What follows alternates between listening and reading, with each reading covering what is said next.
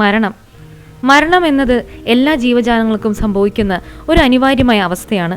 ജീവന്റെ നിലനിൽപ്പില്ലാതാവുക, ഈ പ്രക്രിയയെ നമ്മൾ പലപ്പോഴും ഭയത്തോടെയും ദുഃഖത്തോടെയുമാണ് കാണുന്നത്.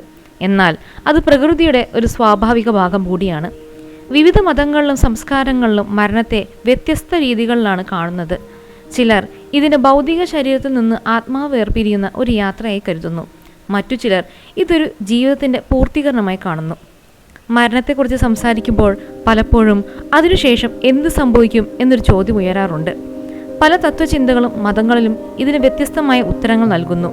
പുനർജന്മം, സ്വർഗം, നരകം തുടങ്ങിയ ആശയങ്ങൾ ഇതിൽ ചിലതാണ്. എന്നാൽ ശാസ്ത്രീയമായി പറഞ്ഞാൽ മരണം എന്നത് ശരീരത്തിലെ എല്ലാ ജൈവ പ്രവർത്തനങ്ങളും നിലയ്ക്കുന്ന ഒരവസ്ഥയാണ്. മരണം പലപ്പോഴും നമുക്ക് വലിയ വേദന നൽകുന്നു. പ്രിയപ്പെട്ടവരുടെ വേർപാട് നമ്മളെ ദുഃഖത്തിലാഴ്ത്തുന്നു. എങ്കിലും ജീവിതത്തിൻ്റെ അർത്ഥത്തെയും മൂല്യത്തെയും മനസ്സിലാക്കാൻ മരണം നമ്മെ സഹായിക്കുന്നു.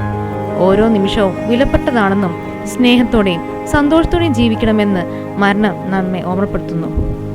ഓം നമഃ ശിവായ.